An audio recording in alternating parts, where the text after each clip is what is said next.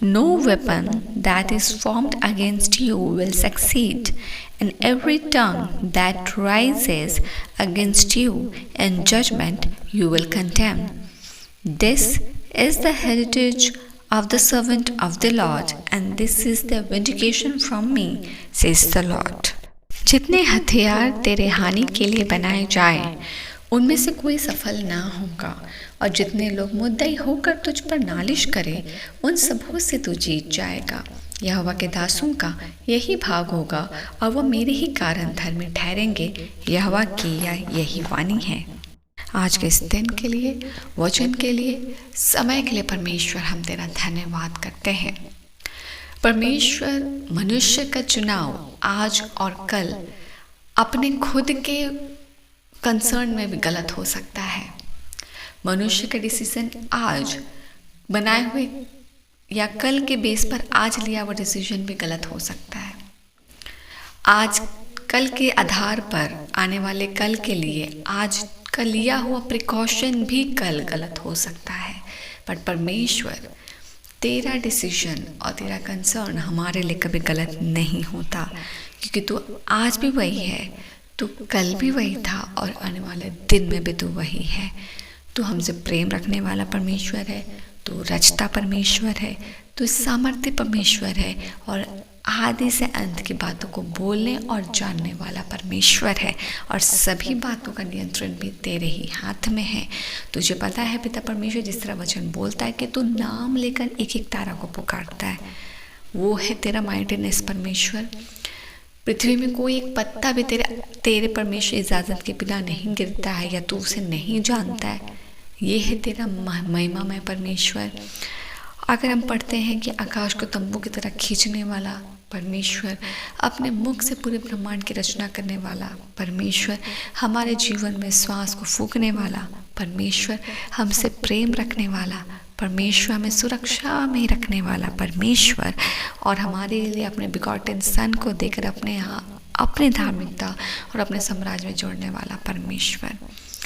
और हम जानते हैं पिता कि जब तू हमारे लिए किसी योजना को बोता है और हमारे लिए सोचता है, विचारता है या हमारे लिए योजना बनाता है, वो उत्तम है। मनुष्य बहुत बार परमेश्वर अपनी ज़रूरत, अपनी चाहत, अपने डिस्ट्रैक्शन में इस तरह उलझ जाता है कि वो अपने प्रिकॉशन में उस श्योरिटी को नहीं देख पाता है जो यहोवा परमेश्वर है। जिस तरह हम बहुत बार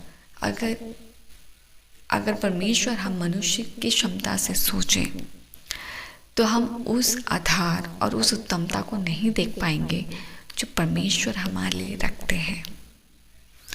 बहुत से लोग हैं, जब हम भजन संहिता 49 पढ़ते हैं पिता, कि धन जमा कर रहे हैं, धन जमा कर रहे हैं, धन जमा कर रहे हैं, मगर जब वो मनुष्य नहीं रहता है तो उस धन का कोई मोल उस मनुष्य के लिए नहीं होता है।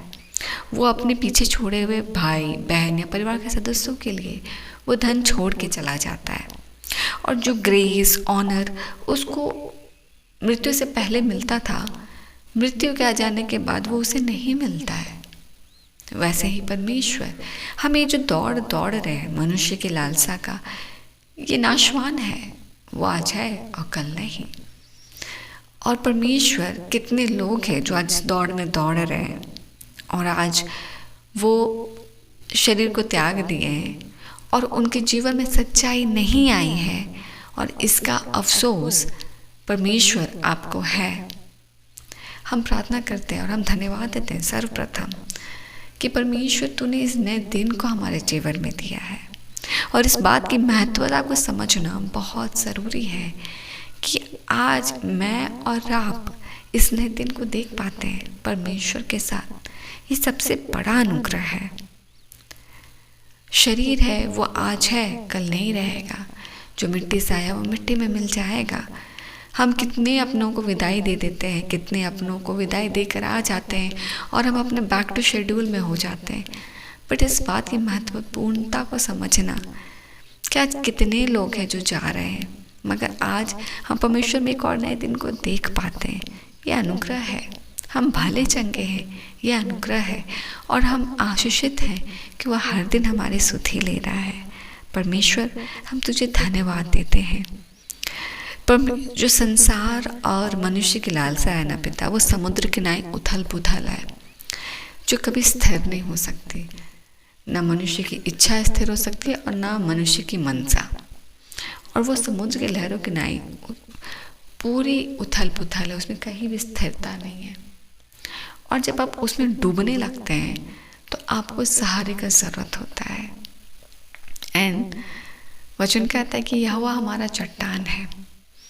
अगर हम चट्टान में स्थिर हैं तो हम उस समुद्र के लहरों में नहीं गिरेंगे और न ही डूबेंगे, क्योंकि हमारा आधार और हमारा पैर उस चट्टान पर स्थिर है जो हमें फिसलने और गिरने ना देगा। वैसे ही हमारी रोशनी हमारा परमेश्वर है। हम अंधेरे में टटोले टटोले टटोले हम रोशनी को ढूंढते हैं, क्योंकि रोशनी के आने से अंधेरा हटता है।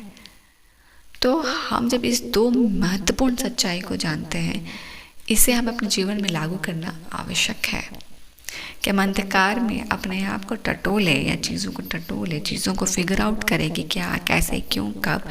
हम परमेश्वर को लें।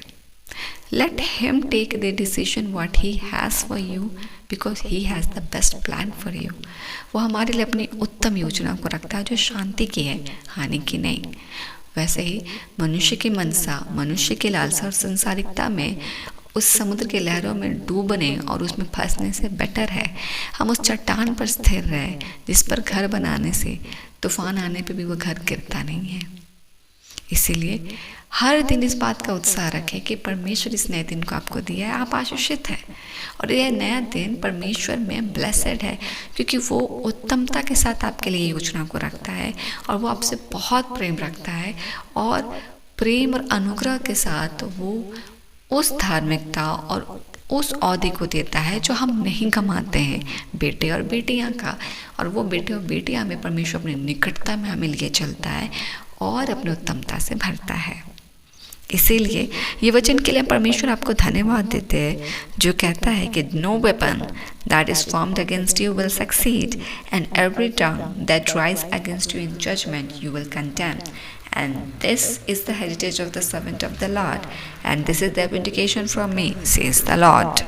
जितने हथियार तेरे हानि के लिए बनाए जाएं, उनमें से कोई सफल ना होगा, और जितने लोग मुद्दई होकर तुझ पर नालिश करें, उन सबों से तू जीत जाएगा। यहोवा के दासों का यही भाव होगा और वह मेरे ही कारण धर्मी ठहरेंगे। यहोवा की यही वाणी है। आइए हम प्रार्थना करें। हे परमेश्वर जीवित पिता, इस हक, इस अनुग्रह, इस वचन के लिए हम तुझे धन्यवाद देते, और इस वचन को तेरे ही अधिकार के द्वारा अपने जीवन के हर भाग में यीशु के नाम से क्लेम करते हैं।